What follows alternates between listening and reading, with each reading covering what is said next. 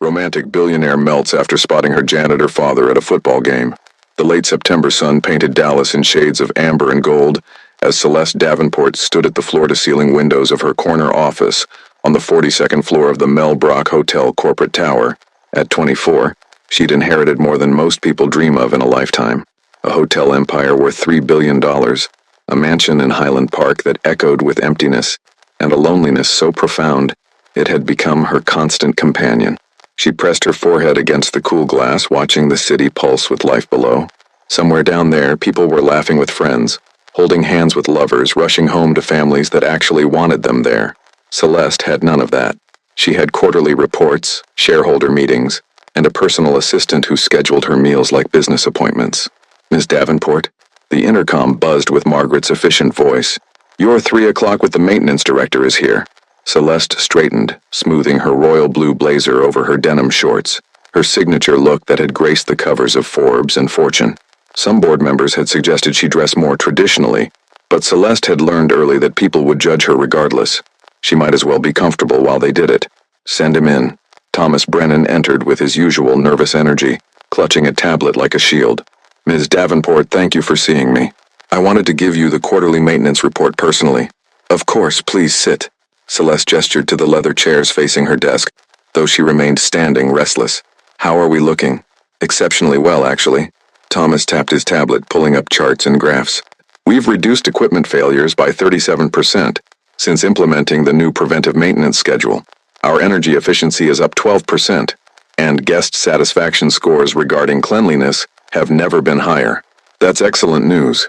Celeste walked back to the windows, her mind only half on the conversation. What changed? Honestly, Ryan Walker. The name meant nothing to her, but Thomas's tone suggested it should. "Who?" "Our night shift maintenance supervisor. He used to be just a janitor, but the man has an almost supernatural ability to anticipate problems before they become emergencies. Last month, he noticed a subtle vibration in the East Wing HVAC system that our monitoring software missed entirely. Turned out to be a bearing about to fail. If it had gone, we'd have lost climate control for 200 rooms during the September heat wave." Celeste turned from the window, intrigued despite herself.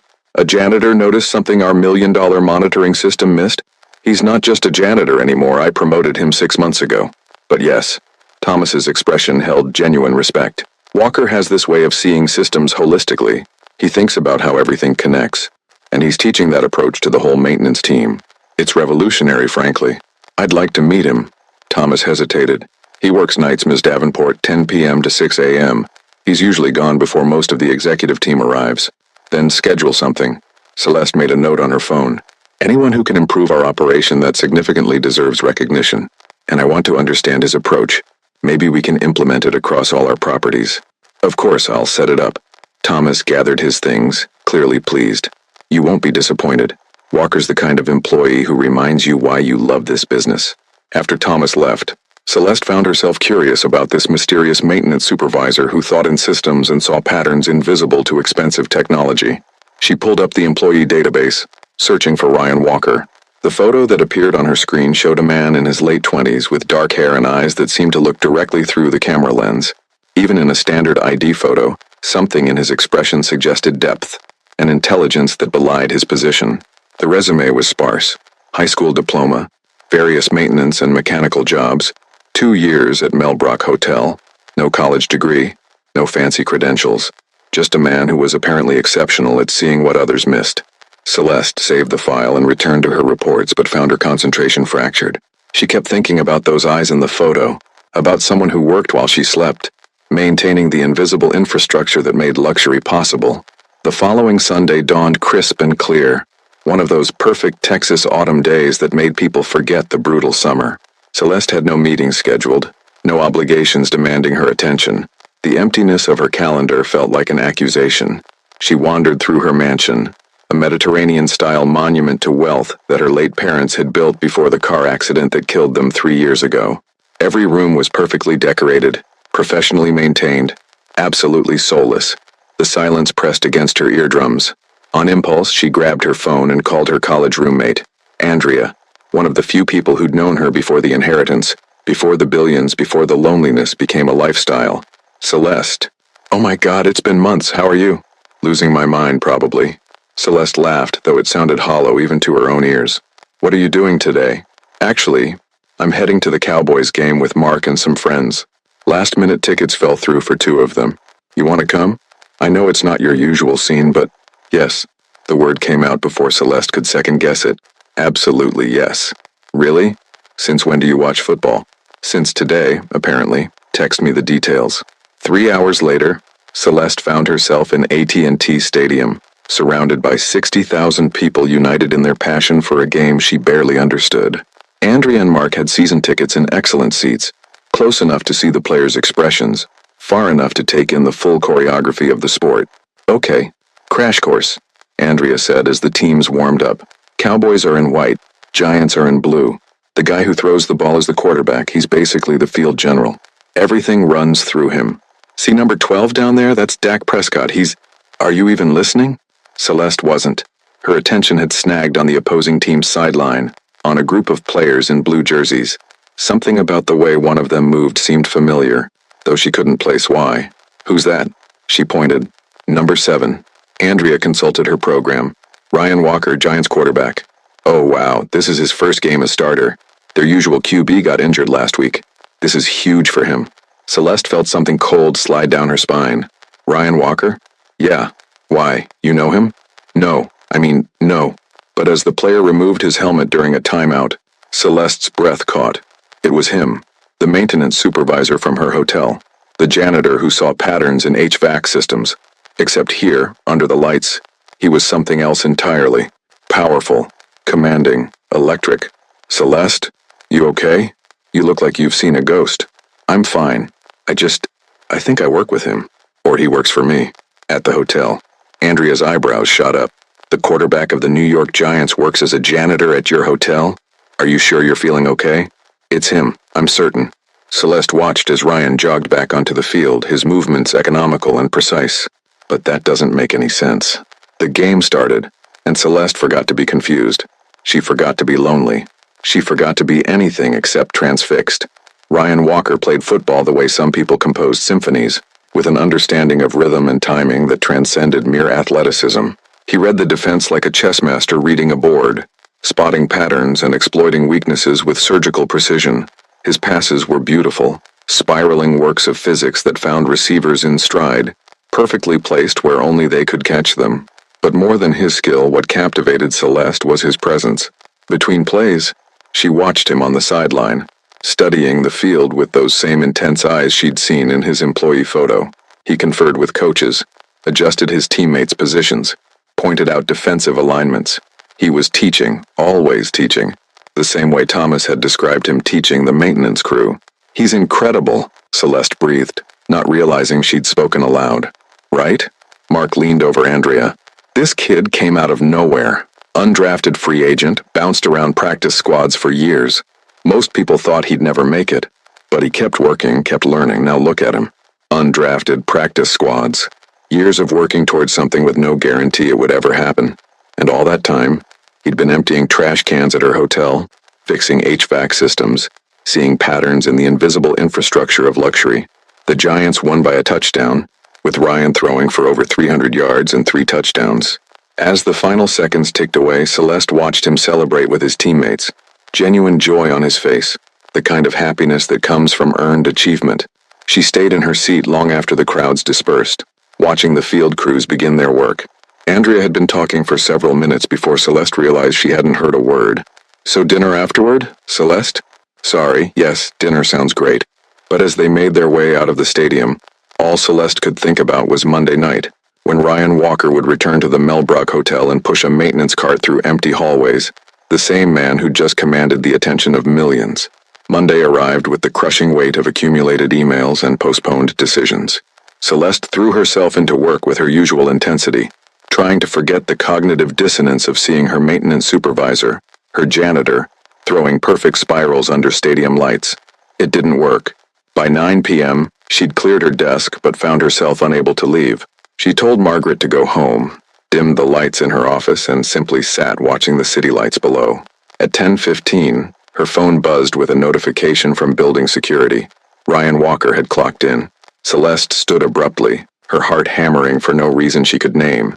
She grabbed her bag, locked her office, and took the elevator down to the ground floor. The Mel Brock Hotel at night was a different creature than during the day. The guests were mostly in their rooms or at the bar.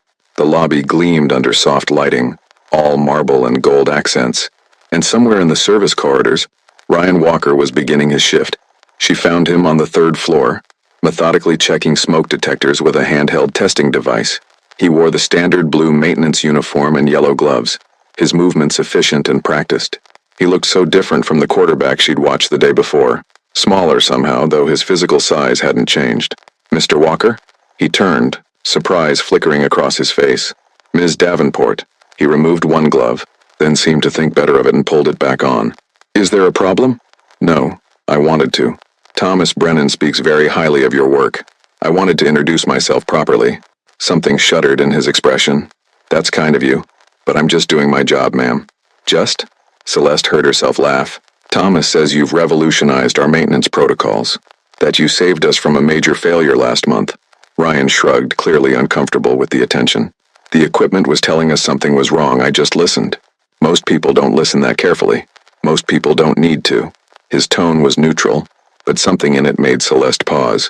"Is there something specific you needed, Ms. Davenport? I have 40 rooms to check before my dinner break." She should leave. This was awkward, invasive even, but the words came out before she could stop them. "I saw you play yesterday, against the Cowboys." Ryan's expression went completely blank. "Did you? You were extraordinary. Thank you." He turned back to the smoke detector, testing it again, though he'd already verified it worked. "If that's all, why are you working here?" The question burst out, rude in its directness. "You're the starting quarterback for the Giants. You can't need..." "Can't need what?" Ryan interrupted, his voice still quiet but with an edge now. "Can't need money? Can't need health insurance? Can't need a backup plan for when my body inevitably breaks down and football stops being an option?" Celeste felt her face heat. "I didn't mean..." "Yes? You did?" He faced her fully now, and she saw that intensity from the field in his eyes. "You meant exactly that. You're wondering why the quarterback is slumming it with the working class. Why I'm not living in a penthouse somewhere, waiting for my next game. That's not fair, isn't it?" Ryan's laugh held no humor. "I get it, Miss Davenport. I really do. The cognitive dissonance must be overwhelming. How can the same person who throws touchdowns also clean toilets? It doesn't fit the narrative you've been taught about how the world works. You don't know anything about me. I know you're worth $3 billion, and you're wandering around your hotel at 10:30 on a Monday night, interrogating the help about their life choices." His expression softened slightly. "Look, I don't mean to be rude, but I have a job to do, and I prefer to do it without an audience." He moved past her toward the next room, leaving Celeste standing in the empty hallway, her face burning with embarrassment and something else, something that felt uncomfortably like shame. She made it back to her office before the tears came. Angry tears, confused tears, tears that had nothing to do with Ryan Walker and everything to do with the lonely, disconnected person she'd become. He was right. She had been judging him.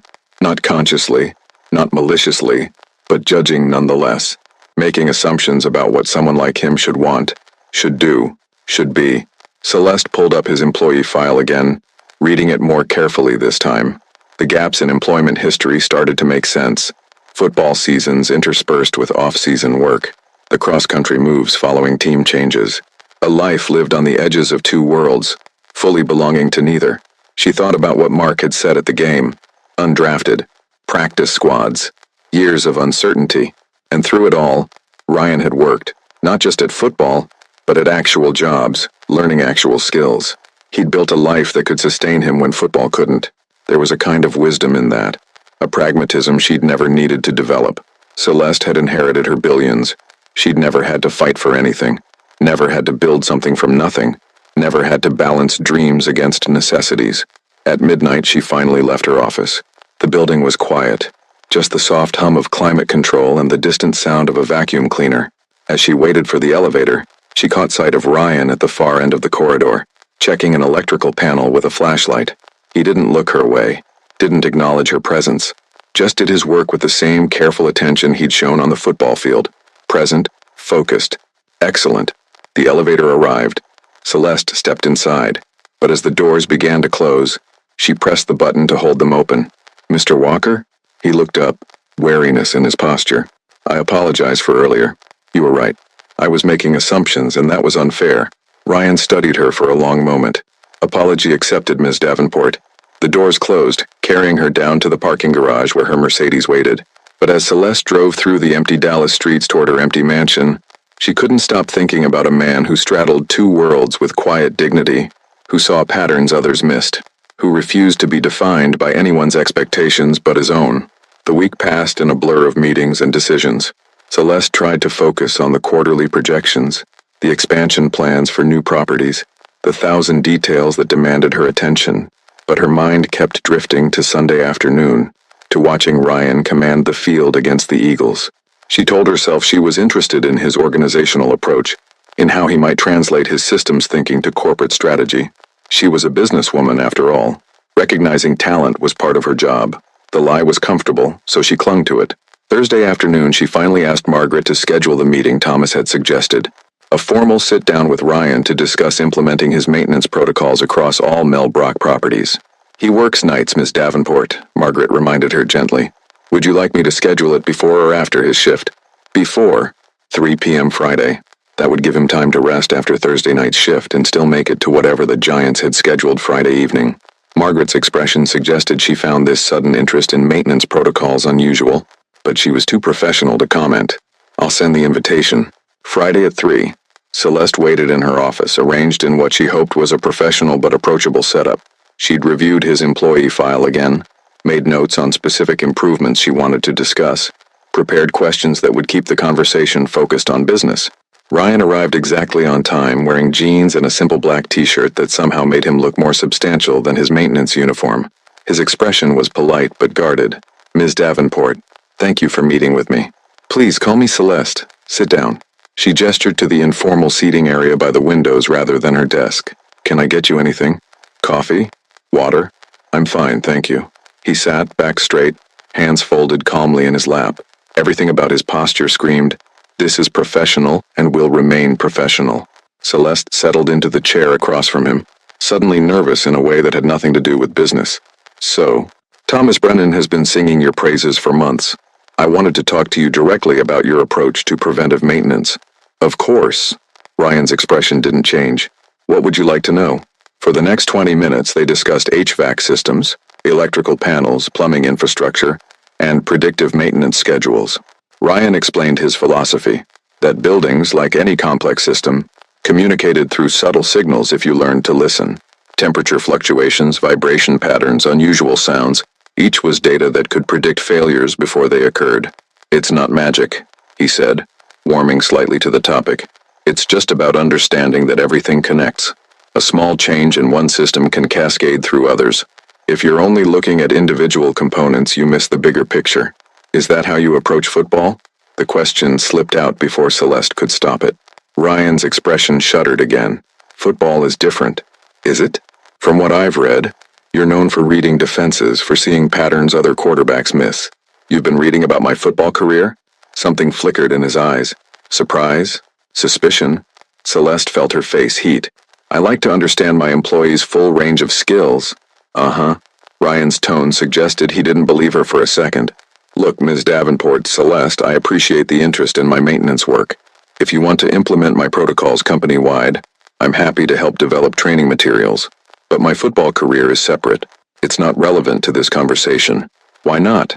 You're clearly exceptional at both. Surely there's overlap in how you think, how you approach problems. Because people who know about the football assume the maintenance job is a joke.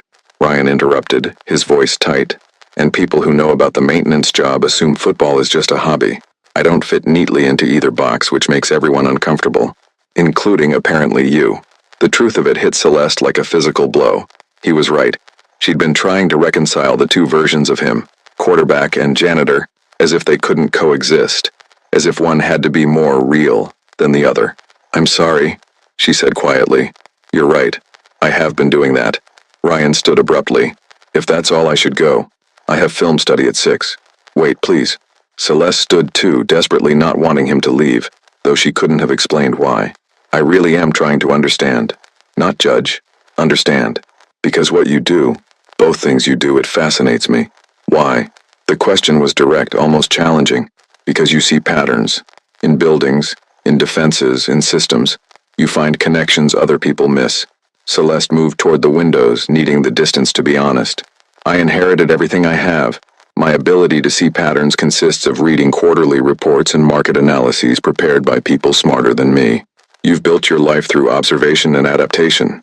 That's extraordinary. The silence stretched between them. Finally, Ryan said, "It's not extraordinary. It's just what you do when you don't have the luxury of certainty." Celeste turned to face him. "What do you mean?" Ryan ran a hand through his hair, a gesture of frustration or fatigue. "I mean, I've never had a guarantee that football would work out. I wasn't drafted. I wasn't a blue-chip recruit. I've been cut from teams, demoted, told I'd never make it. So I learned to read situations, to find niches, to make myself valuable in ways that transcended pure talent. And I learned to have backup plans. The maintenance work isn't a fallback. It's a parallel skill set that will support me long after my throwing arm gives out. You're preparing for the end even as you're achieving success." "I'm being realistic." He met her eyes. "Football is brutal and brief. 5 years, maybe 10 if I'm lucky and careful. But I'm 28 now. What happens when I'm 35 and my body can't take the hits anymore? I'll need to work. To support." He stopped abruptly, as if he'd almost revealed something he didn't intend to. "To support what?" "Myself. To support myself." But there was something evasive in his tone. Celeste wanted to push, to peel back the layers and understand this man who intrigued her more than anyone had in years. But the guarded expression on Ryan's face warned her she'd reached a boundary. "Well," she said instead, "your foresight is impressive, and I meant what I said about implementing your protocols. I'd like you to work with Thomas to develop a comprehensive training program. We'll compensate you appropriately, of course, beyond your regular salary. That's not necessary. It's absolutely necessary. You're providing consulting-level expertise. You should be paid accordingly." Celeste returned to her desk, pulling up a contract template. "I'll have HR draw up an agreement. Consider it a bonus project." Ryan hesitated, then nodded slowly. "All right. Thank you. Thank you for your work, your insights, and—" Celeste paused. "And for your patience with my intrusive questions." A ghost of a smile touched his lips. "You're not the first person to be confused by the janitor quarterback thing. You probably won't be the last. For what it's worth, I'm no longer confused. Just impressed." The smile widened fractionally. "I'll take it." After he left, Celeste sat at her desk for a long time, staring at nothing. Something had shifted in that conversation. Some understanding had been reached that felt more significant than it should. She pulled up her computer and, before she could second-guess the impulse, bought tickets to Sunday's game. Not luxury box seats, not corporate hospitality, just regular seats in the upper deck where she could watch Ryan Walker play football, without the weight of her wealth distorting everything.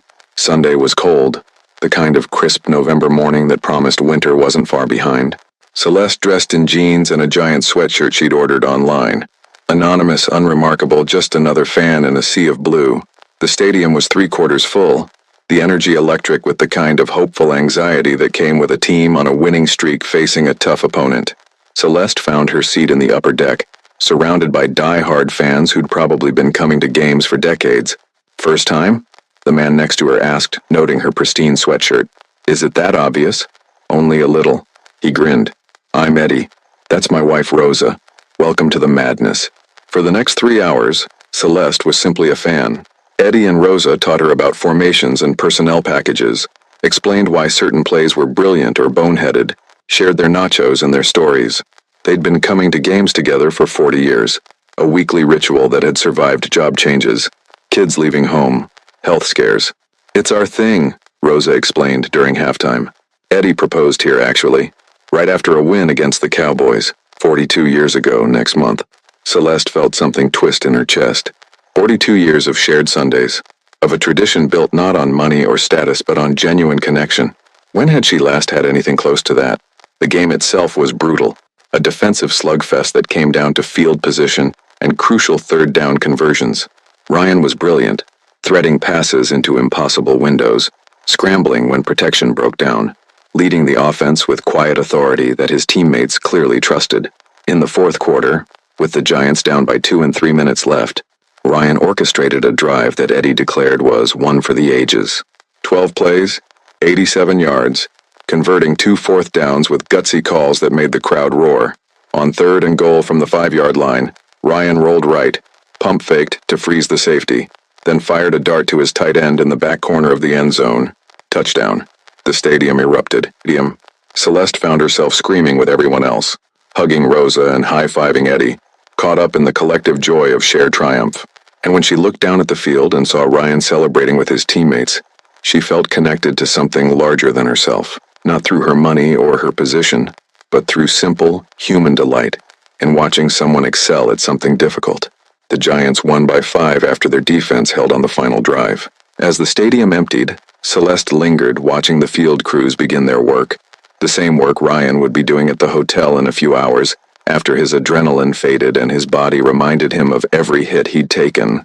"You coming back next week?" Eddie asked as they made their way down the stairs. "I think I will," Celeste said, and meant it.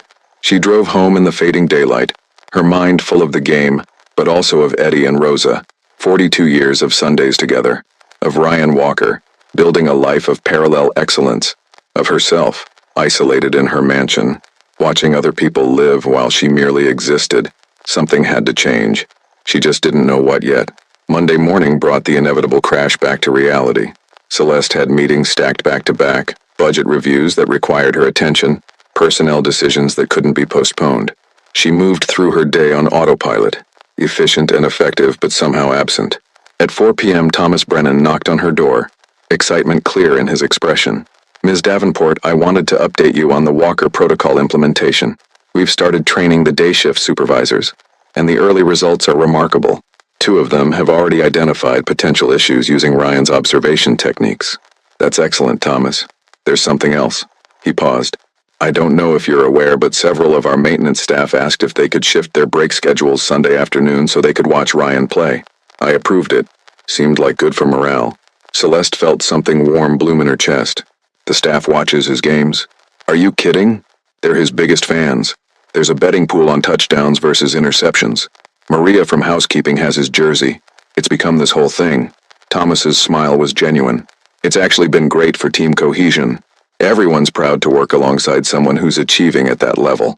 After Thomas left, Celeste found herself thinking about community, about the bonds that formed in the invisible infrastructure of her hotel while she sat in her office, isolated by her position and her wealth.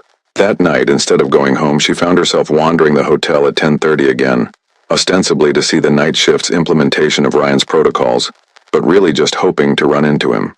She found him in the basement, teaching 2 younger maintenance workers how to read the boiler system's pressure gauges. "See how the needle fluctuates?" Ryan was pointing to a dial. "That slight bounce every 12 seconds? That's telling us the circulation pump is developing a bearing issue. Probably has another month before it fails, but we should schedule replacement during the slow period." "How do you know it's the bearing and not something else?" one of the workers asked. "Because of the frequency and amplitude of the fluctuation. Different problems create different patterns. You learn to read them the same way you'd learn a language, through repeated exposure and attention." Celeste watched from the doorway, mesmerized by his patience, his obvious passion for teaching. This wasn't just a job to him. It was a craft. When he finally noticed her, his expression cycled through surprise, wariness, and resignation. "Ms. Davenport, something I can help you with?" "I was checking on the protocol implementation. Thomas says it's going well." "It is." Ryan gestured to the 2 workers. "Marcus and Sean are quick studies. We watched you play yesterday," Marcus offered, grinning. "That last drive was insane. Got lucky with some coverage busts," Ryan said, but Celeste could see the pleasure in his eyes. "Luck nothing," Sean chimed in. "You threaded that touchdown pass through about 6 inches of space. That's skill, man." They talked football for a few minutes, the easy camaraderie of shared interest, before Ryan sent them off to check the HVAC system on the 14th floor. Then he turned to Celeste, his expression neutral. "You really are checking on the implementation?" "I really am." She moved closer to the boiler system, studying the gauges. "Though I have to admit, I wouldn't have noticed that fluctuation in a million years. It takes practice. And time to observe." He made a notation on his tablet. "Most people are too impatient. They want immediate answers, clear diagnoses, but complex systems reveal themselves slowly through patterns over time. Is that frustrating? Working with people who don't see what you see?" Ryan considered the question. "Sometimes, but that's true in any field, isn't it? We all have blind spots. The trick is assembling teams where different people see different things. Marcus is brilliant with electrical systems. Sean has an almost supernatural gift for plumbing. I'm better with mechanical systems and pattern recognition. Together we cover more ground than any one person could alone. That's a very philosophical approach to maintenance work. It's a philosophical approach to life, Ryan corrected gently. Nothing exists in isolation. Everything connects. Understanding those connections, that's where wisdom lives. Celeste leaned against a support column, suddenly not caring that her expensive shoes were touching a dusty basement floor. Where did you learn to think like that? My father. Ryan's expression softened. He was a mechanic, owned a small shop in New Jersey, fixed everything from motorcycles to restaurant equipment. He taught me that every system has a logic, a language. If you're patient enough to learn it, the system will tell you everything you need to know. He sounds like a wise man. He was. Died when I was 22. Ryan's voice was matter-of-fact, but Celeste heard the grief underneath. Lung cancer. 30 years of breathing garage fumes finally caught up with him. I'm sorry. Me too. He made another notation, clearly signaling the conversation was over. I should finish my rounds. But Celeste wasn't ready to let him go. I was at the game Sunday, in the upper deck, section 342. Ryan's hand stilled on his tablet. Were you? I sat with a couple named Eddie and Rosa. They've been coming to games together for 40 years. It was. She searched for words. It was one of the most real experiences I've had in a long time. Why are you telling me this? Because I think I've been living in a bubble. And watching you, both versions of you, the quarterback and the maintenance supervisor, it's making me realize how much I've been missing. Ryan set down his tablet and faced her fully. Ms. Davenport, Celeste, I appreciate that you're going through some kind of awakening or whatever, but I can't be your guide to authenticity or your project for finding meaning. I'm just a guy trying to do two jobs well and keep my life together. That's it. That's not it, Celeste argued. You're someone who's built something real through your own effort. You see patterns other people miss. You teach with genuine patience. You play football like it's poetry. You're not just anything. And you're a billionaire who's apparently fascinated by the help. Ryan's voice was sharper now. Do you understand how problematic that is? How it feels to be someone's exotic discovery, their brush with real people? The words stung because they were partly true, but only partly. That's not what this is, isn't it? You've been to 2 of my games. You're lurking around the hotel during my shifts. You're asking personal questions and looking at me like I'm some kind of puzzle to solve. He picked up his tablet again. Look, you seem like a nice person, probably a good boss. But whatever you think you're looking for here, I can't provide it. I'm too busy trying to survive to be anyone's life lesson. He walked away, leaving Celeste alone in the basement with the rhythmic hum of machinery and the sting of truth.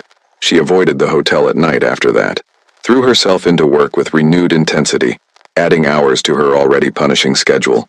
Board meetings, investor calls, property inspections, anything to keep her mind occupied. But Sunday came, inexorable as always, and Celeste found herself back in section 342, sitting with Eddie and Rosa, watching Ryan orchestrate another victory. You're hooked, Rosa said knowingly as they cheered a particularly brilliant throw. The football or the boy? What? Oh honey, I've been watching people watch quarterbacks for 40 years. You're not watching football, you're watching him. Celeste felt exposed, transparent. It's not like that. It's always like that at first. Rosa patted her hand. Eddie was a linebacker in college. I went to the games to watch football.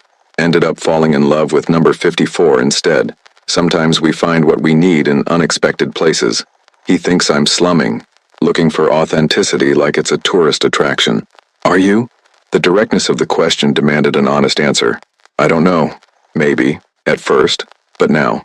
Celeste watched Ryan call an audible at the line, saw his receivers shift in response to his hand signals, watched the play unfold exactly as he'd designed it. Now I think I'm just trying to understand how someone can be so present in 2 completely different worlds. Because he doesn't see them as different, Rosa said simply. That boy works. That's who he is.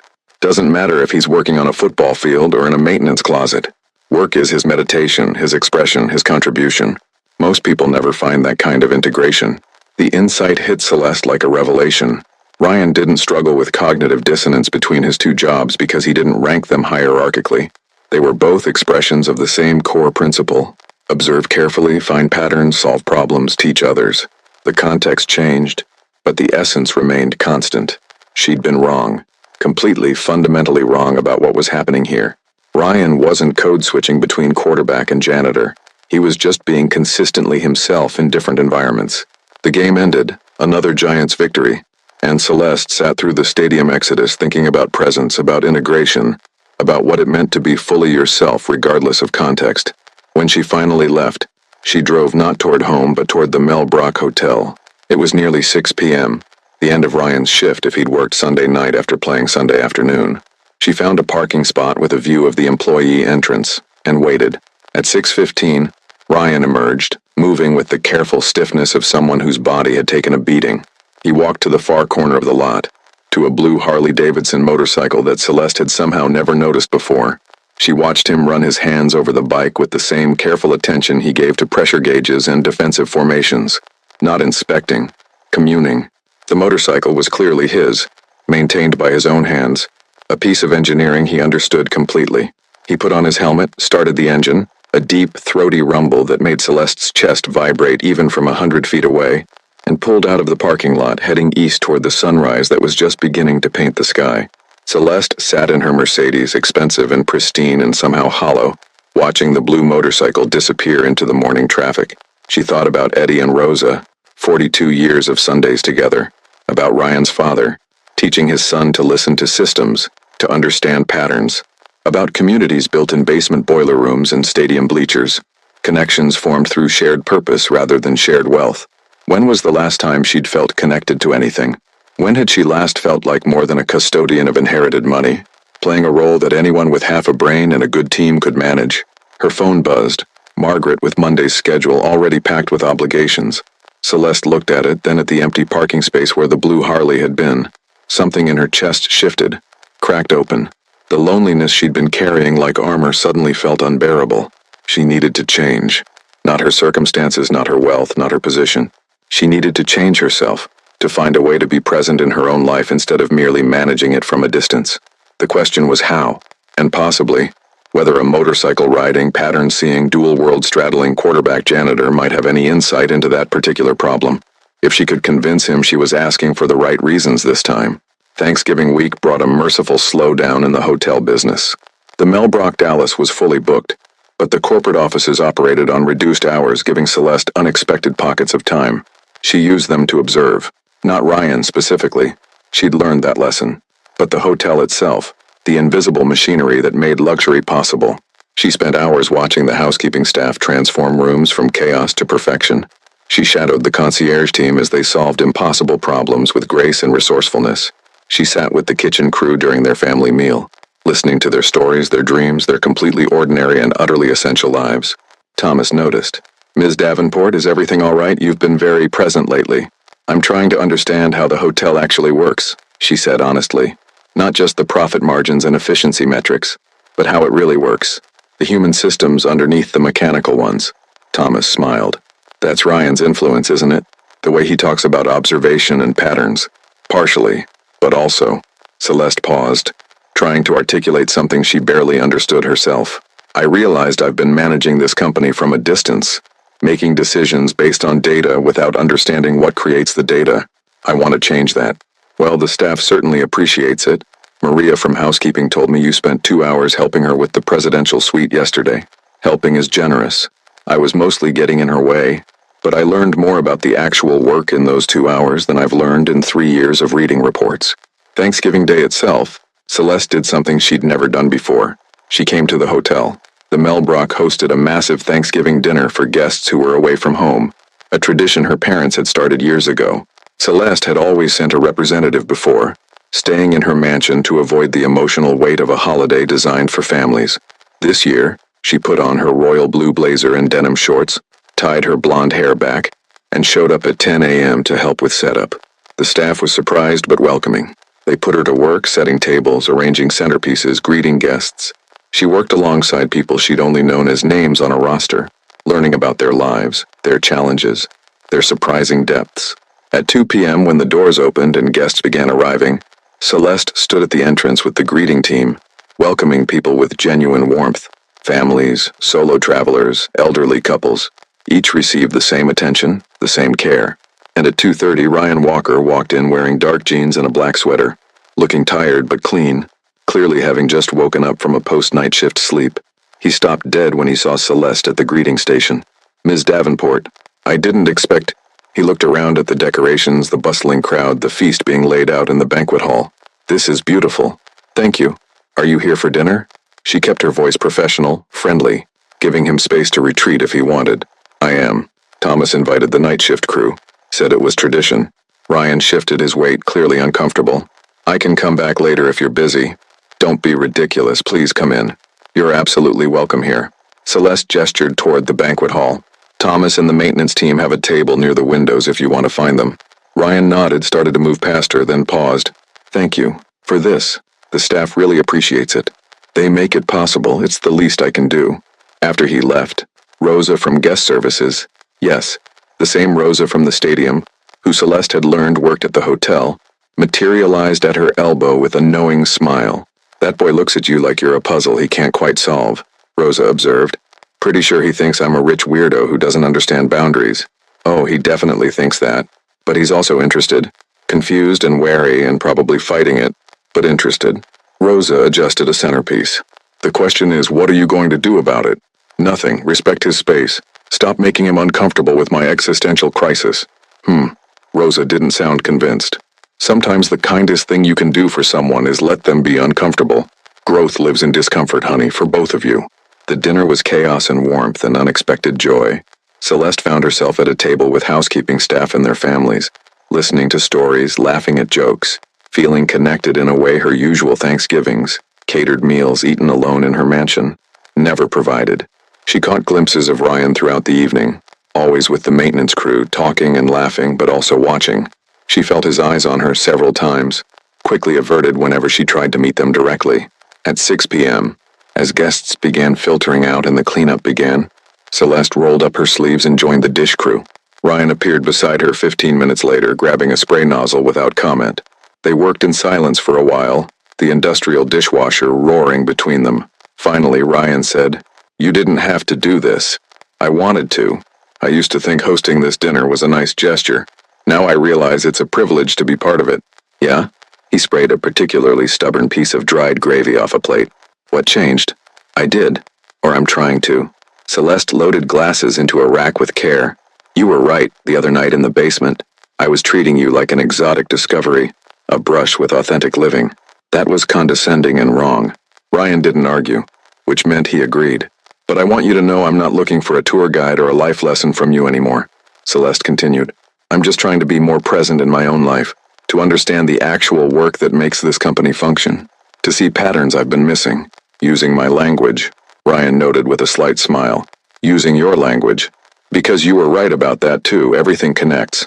I've been looking at individual components and missing the bigger picture." They worked in silence for another few minutes. Then Ryan said, "The game Sunday is away, Philadelphia. You planning to watch?" Celeste's hands stilled on the glasses. "I don't know, should I? Eagles are tough, it'll be a good game." He paused. "Eddie and Rosa drive down sometimes for away games. They're good people." "They are." Celeste resumed, loading glasses. "Rosa works here, did you know? Guest services." "I know. She's the one who told me about the football pool the staff has going." Ryan's expression softened. "They've basically adopted me. It's nice. You have a community here." "I do. Took me a while to realize it, but yeah. The night shift crew, the day team I'm training, the guest services people who bet on my interceptions. They're family in their way." Something in Celeste's chest ached. "That must be wonderful." Ryan looked at her fully for the first time since they'd started washing dishes. "You could have that too, you know. You're the boss, but that doesn't mean you have to be separate. I'm working on it." "I noticed." He smiled. A real smile this time, without guardedness or irony. "The staff notices too. Maria said you asked about her daughter's quinceañera. Thomas mentioned you stayed late to help with inventory. People appreciate it when the person at the top actually sees them. I should have been doing it all along. Maybe. But better late than never, right?" Ryan handed her his spray nozzle. "I need to get going. Film study at 8. "But Celeste?" "Yes? Keep showing up, not just physically but actually present. That's the hardest work there is, but it's the only work that matters." He left, and Celeste stood in the steamy chaos of the hotel kitchen, holding a spray nozzle and feeling more alive than she had in years. The weeks between Thanksgiving and Christmas blurred together in the best possible way. Celeste continued her practice of presence, shadowing different departments, learning names and stories, understanding the intricate choreography that made luxury hospitality work.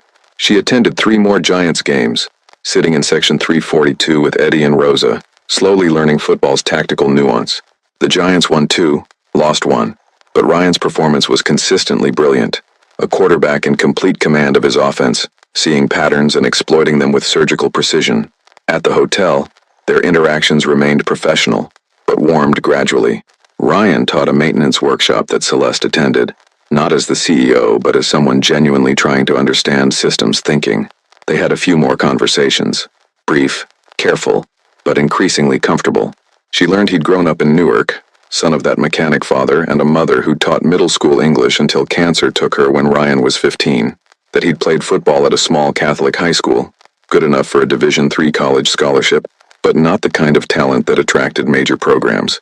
"I was always the smartest player," he told her one night during a chance encounter in the lobby. "Not the fastest or the strongest, but I understood the game at a different level. Took me years to find coaches who valued that more than physical tools." She told him about inheriting the hotel empire at 21, about the impossible grief of losing both parents simultaneously, about learning to run a company while her friends were still figuring out their majors. "I was angry for a long time," she admitted, "at them for dying, at the company for existing, at myself for not being better prepared. I think I've been operating on autopilot ever since, just trying not to break anything they built. And now I'm trying to actually build something, not just maintain what they left." She looked around the lobby, every surface gleaming, every detail perfect. "I'm trying to be worthy of what they created." Ryan nodded slowly. "That's good work. Hard work. The hardest." Christmas Eve arrived with unexpected snow, rare for Dallas but magical when it happened. The hotel was fully booked with families and couples seeking a luxurious holiday escape. Celeste had declined a dozen social invitations to stay at the hotel, wanting to be present for the staff working through the holiday. At 9 p.m., she found Ryan in the mechanical room, doing his rounds despite it being Christmas Eve. They'd fallen into an unspoken pattern over recent weeks. She'd happened to be checking on something during his shift. They'd talk briefly, then go their separate ways. Neither acknowledged the increasing frequency of these encounters. "Shouldn't you be at a party somewhere?" Ryan asked, making notes on his tablet. "Shouldn't you be with your team?" She countered. "We played Thursday. I'm off until after Christmas." He looked up. "But I'm still working here because bills don't stop for holidays." "Fair enough." Celeste watched him check a pressure gauge with the same careful attention she'd seen him study defensive alignments. "I got you something. For Christmas. It's in my office if you have a few minutes." Ryan's expression cycled through surprise and wariness. "Celeste, it's not weird. I promise. Just, please." He followed her to her office, his posture guarded, but curious. Celeste retrieved a wrapped package from her desk drawer, rectangular, about the size of a hardback book. Ryan unwrapped it carefully, revealing a leather-bound notebook with patterns embossed on the cover. Inside, she'd had the first page engraved. "Every system has a language. If you're patient enough to learn it, the system will tell you everything you need to know. Walter Walker." Ryan's hands trembled slightly as he traced the engraving. "How did you—" "Thomas mentioned your father's name once. The quote is from a conversation you had with the maintenance team. I hope it's okay that It's perfect." Ryan's voice was rough. "It's— Celeste, this is the most thoughtful gift I've received in years. I'm glad. You've given me a lot these past few months, even if you didn't mean to. I wanted to give something back." He looked at her then with an expression she couldn't quite decipher. Wonder, maybe? Or the beginning of trust. "I got you something too. It's not as nice, but—" He pulled a small wrapped box from his pocket. Inside was a keychain, a tiny pressure gauge, perfectly detailed, clearly custom-made. "So you'll always remember that everything connects," Ryan said softly, "and that the most important patterns are the ones that take time to see." Celeste held the keychain like it was made of precious metal, which in a sense it was. It represented a connection, a mutual recognition, a crack in the walls they'd both built. "Thank you." They stood in her office, snow falling outside the windows, the hotel humming with life below them, neither quite ready to leave this moment. "I should finish my rounds," Ryan finally said. "I should probably go home." Neither moved. "Celeste," Ryan started, then stopped, seeming to reconsider. "Never mind. Merry Christmas." "Wait, what were you going to say?" He studied her face for a long moment. "I was going to say that you've surprised me, that I had you pegged as someone you're not, that these past couple months watching you actually show up and be present, it's changed how I see you." "Changed how?" Her heart hammered against her ribs. "From someone I needed to keep at a distance to someone I—" He paused. "Someone I think I'd like to know better. If you're still interested in that. In me. In whatever this is." Celeste felt tears prick her eyes. "I am. Very much so." But Ryan, I need you to understand. I'm not looking for a project or a life lesson or a brush with authenticity anymore. If we're going to do this, whatever this is, it has to be real. Between equals. You're a billionaire CEO. I'm a janitor who plays football. We're not equals. We're both people trying to build lives that matter. That's the only equality that counts. Ryan smiled. That real smile she'd learned to treasure. Yeah, okay, that works for me. The snow continued falling as they stood together in her office. Two people from different worlds finding unexpected common ground in the space between their lives. Neither quarterback nor janitor, neither CEO nor fan, just Ryan and Celeste, beginning something neither fully understood but both were willing to explore. So now what? Celeste asked. Now I finish my rounds. You go home. We both think about what this means. Ryan moved toward the door, then turned back. But Celeste? I'm glad you kept showing up, even when I was an ass about it. I'm glad I did too. After he left, Celeste sat at her desk for a long time, holding the pressure gauge keychain and thinking about patterns, about connections, about systems that reveal themselves slowly to those patient enough to observe. Outside, Dallas transformed under its rare blanket of snow, and somewhere in the hotel's mechanical heart, Ryan Walker finished his rounds touching systems he understood completely, thinking about one he was only beginning to explore, the mysterious alchemy of two people learning to see each other clearly across the distance of their different lives. The pattern was emerging, slowly, carefully, one observation at a time. The weeks after Christmas unfolded with a gentleness that surprised them both. Ryan and Celeste didn't rush. They couldn't, given his impossible schedule and her growing commitment to actually running the hotel with presence rather than distance. They started with coffee. Wednesday mornings at 6:30, after Ryan's shift ended and before Celeste's day began. A small diner 3 blocks from the hotel, where nobody recognized either of them, and the waitress called everyone honey. They talked about everything except what they were becoming to each other. Ryan described reading defenses, the chess-like beauty of football strategy. Celeste explained the emotional architecture of hospitality, how creating meaningful experiences for strangers required understanding what they didn't know they needed. It's pattern recognition, Ryan said one morning in mid-January, his third cup of coffee cooling between his hands. Just like maintenance, just like football, you're reading people instead of systems. And you read both. Celeste smiled. People and systems, that's your gift. Maybe. Or maybe I'm just nosy and mechanically inclined. Their first real date happened almost by accident. The Giants had a bye week, and Ryan mentioned he was restoring his father's old Harley, the blue one he rode to work, the one that was somehow both motorcycle and memorial. Want to help? He'd asked, almost shy. It's not fancy, but I'd love to. His apartment was small, a 1-bedroom in a working-class neighborhood, the kind of place where people actually knew their neighbors. The tiny garage he rented nearby held the Harley and enough tools to build a spaceship. Celeste had never held a wrench in her life, but Ryan taught her with the same patient attention he brought to everything. How to check valve clearances, how to read the engine's compression, how metal and motion created something greater than their parts. My dad bought this bike the year I was born, Ryan said, his hands gentle on the chrome. Rode it to work every day for 26 years. When he got too sick, he made me promise to keep it running. Said machines have souls and this one deserved to keep living. Celeste watched him work, saw the meditation in his movements, the communion between man and machine. This wasn't just maintenance. It was love made tangible through attention. You miss him, she said softly. Every day. But he's here too, you know? In the work. In the way I see the world. Death ends a life, not a relationship. They worked until dark, ordering pizza and eating it sitting on the garage floor, grease-stained and happy. When Ryan drove her home on the Harley, her first time on a motorcycle, Celeste wrapped her arms around his waist and felt more connected to another human than she had in years. February brought the playoffs. The Giants won their wild card game in a nail-biter that had Section 342 screaming themselves hoarse. Celeste was there with Eddie and Rosa, wearing her giant sweatshirt, her voice gone by the fourth quarter. Ryan threw for 4 touchdowns and ran for another, a performance that made the highlight reels and set social media ablaze. But when Celeste met him at the hotel that night, both of them pretending it was coincidence, he was just Ryan again, tired and sore and carrying his father's toolbox to fix a malfunctioning ice machine. You were magnificent, she said. I was lucky, and my offensive line gave me time. He opened the ice machine, already diagnosing the problem. Compressor's dying. We need to replace this unit before it fails completely. Ryan, you just threw for 4 touchdowns in the playoffs. Can you accept a compliment? He looked up from the machinery, his expression vulnerable. I'm better at fixing things than receiving praise.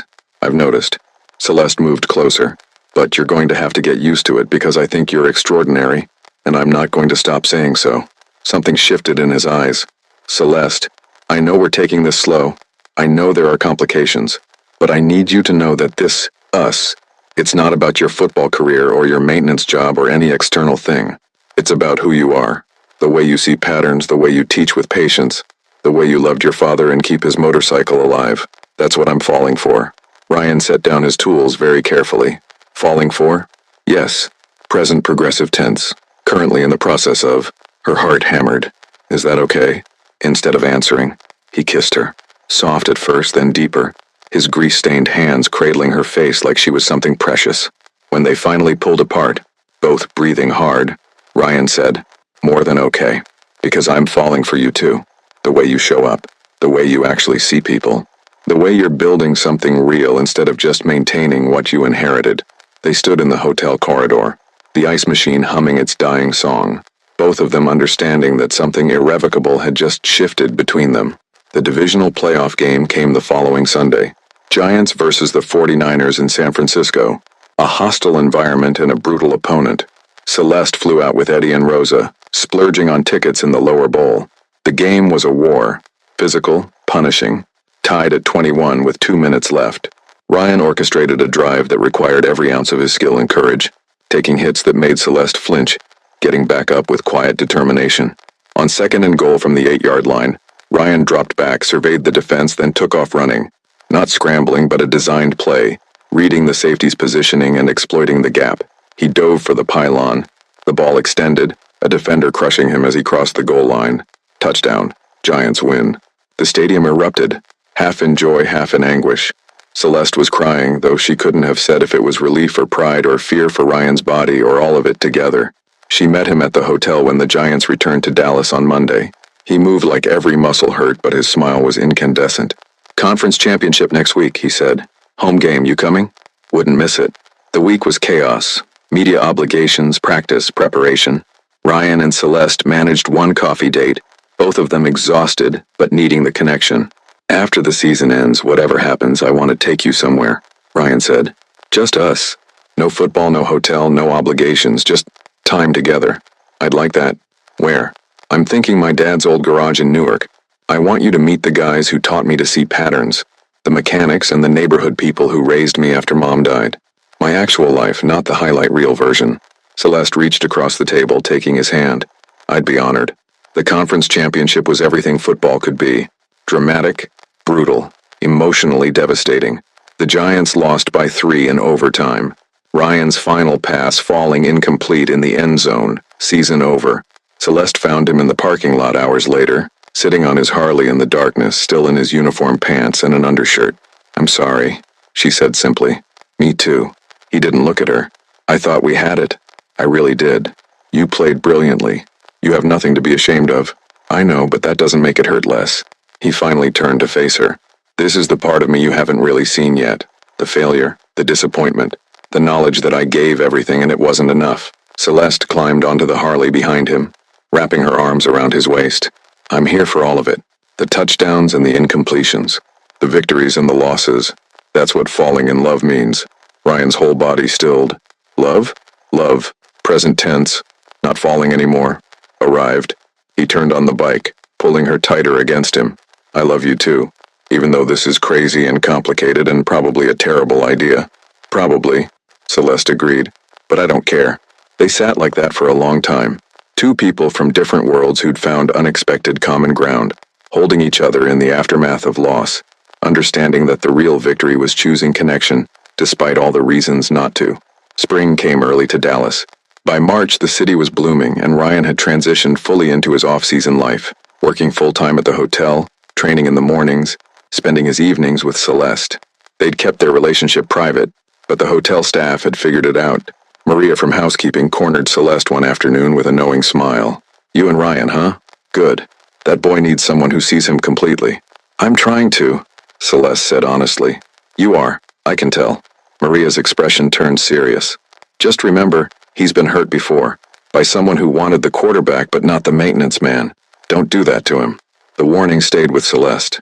That night, lying in Ryan's arms in her mansion, he'd finally agreed to stay over, though he'd been nervous about the opulence. She asked about it. Maria said you'd been hurt by someone who wanted the quarterback but not the whole package. What happened? Ryan was quiet for a long time. Her name was Jennifer. We dated for 2 years. She loved the football, the attention, the possibility of fame. But when I told her I was taking the hotel job for stability, for the future, she said I was limiting myself, that I should focus on football completely. That must have hurt. It did, because it meant she didn't actually understand me, didn't understand that the work, all of it, is who I am, not just the parts that look good on Instagram. Celeste propped herself up on one elbow, looking at him seriously. I love the maintenance work. I love watching you teach the staff, seeing you commune with systems. The football is impressive, but the way you see patterns in everyday things, that's what captivates me. You know that, right? I'm starting to. He pulled her back down against his chest. You terrified me at first. This billionaire who seemed fascinated by the novelty of a janitor who played football. But you kept showing up, kept being real, kept choosing presence over distance. That's when I knew you were different. Different good or different problematic? Different perfect. They stayed in bed until dawn, talking about everything and nothing, building the kind of intimacy that comes from being fully known and fully accepted. In April, Celeste made a decision. She called an emergency board meeting and announced she was restructuring the company leadership. She would remain CEO but was promoting Thomas to COO and implementing a radical new management philosophy based on systems thinking and pattern recognition. We've been optimizing individual components, she told the board, but we've been missing the bigger picture, how everything connects. I want every manager in this company to spend time understanding the actual work, not managing from a distance, but present in the systems they're responsible for. Some board members were skeptical. Others saw the wisdom. But Celeste had learned something important from Ryan. Sometimes you have to trust what you see, even if it doesn't fit the conventional narrative. The changes took months to implement. But slowly, measurably, the culture shifted. Managers who'd never left their offices started shadowing maintenance crews, housekeeping staff, guest services teams. Understanding grew. Communication improved. Problems were solved before they became crises. And through it all, Ryan and Celeste built their relationship in the spaces between their obligations. Coffee dates and motorcycle rides, football analysis and hotel improvements, quiet dinners and loud laughter. In June, Ryan took her to Newark as promised. The old neighborhood had changed since his childhood, but the garage where his father had worked was still there, run now by his dad's former apprentice, Marcus. Little Ryan, Marcus crushed him in a bear hug. And this must be Celeste. Walter would have loved you.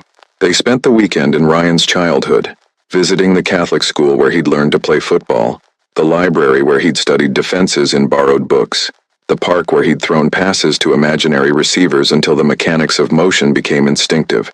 This is where I learned to see patterns, Ryan said as they sat on the swings at sunset. Not in some fancy program, but here, watching how people moved, how systems worked, how everything connected if you paid attention. Celeste looked around at the modest neighborhood, the working-class homes, the community that had raised this extraordinary man. It's beautiful here. It's real. That's what I love about it. No pretense, no performance. Just people living and working and supporting each other. Like the hotel, Celeste observed. The staff community. That's what you helped me see. That the real company isn't the corporate structure but the human connections underneath it. Ryan smiled. You would have seen it eventually. You just needed permission to look. Maybe, but you taught me where to look. And that's a gift I'll always be grateful for. That night, in the small bedroom where Ryan had grown up, surrounded by football trophies and motorcycle magazines, he asked her the question that had been building for months. Move in with me. Not to your mansion or my apartment, but somewhere that's ours, a place we build together. Celeste's heart soared. Yes, absolutely yes. They found a house in East Dallas, not modest but not ostentatious, with a garage for the Harley and a home office for Celeste's work. They furnished it slowly, choosing pieces together, each item a negotiation and a compromise and ultimately a reflection of their merged lives.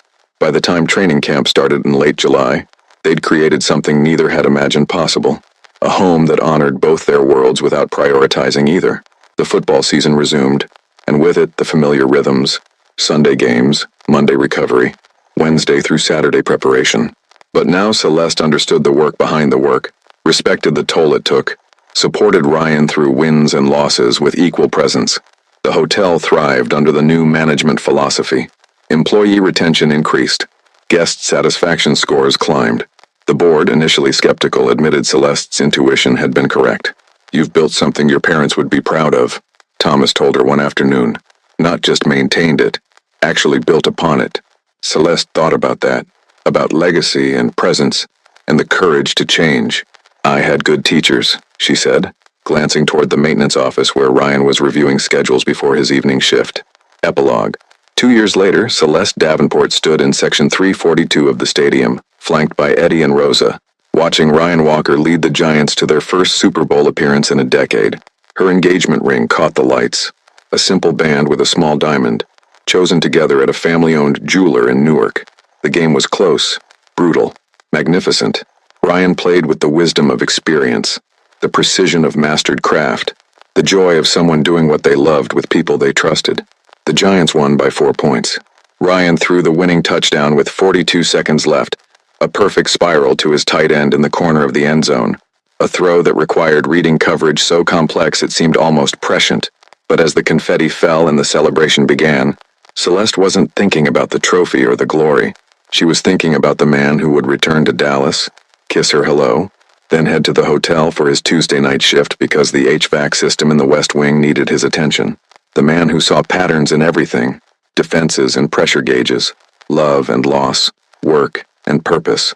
The man who taught her that presence was the only real wealth, that connection was the only true luxury, that building a life that mattered required choosing authenticity over convenience every single day.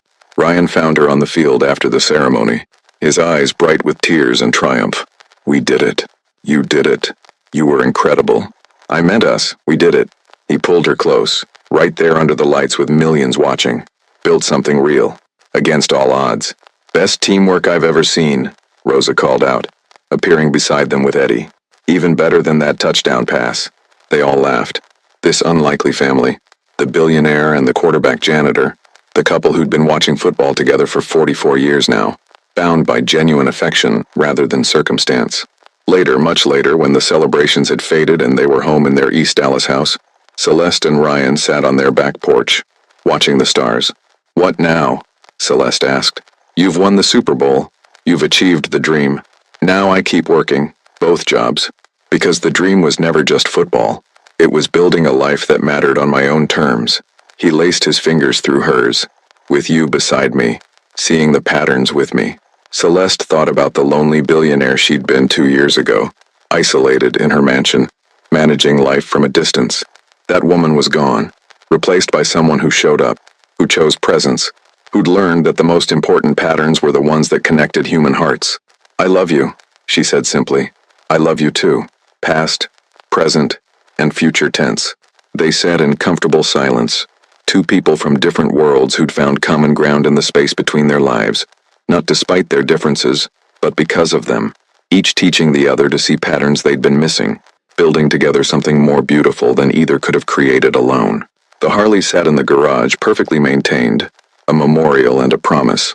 The hotel hummed in the distance, a symphony of human connection and excellent work. And two hearts beat in synchronized rhythm, finding in each other the home they'd both been seeking without knowing they were lost. Everything connected, everything mattered. And love, like any good system, revealed its wisdom slowly to those patient enough to observe.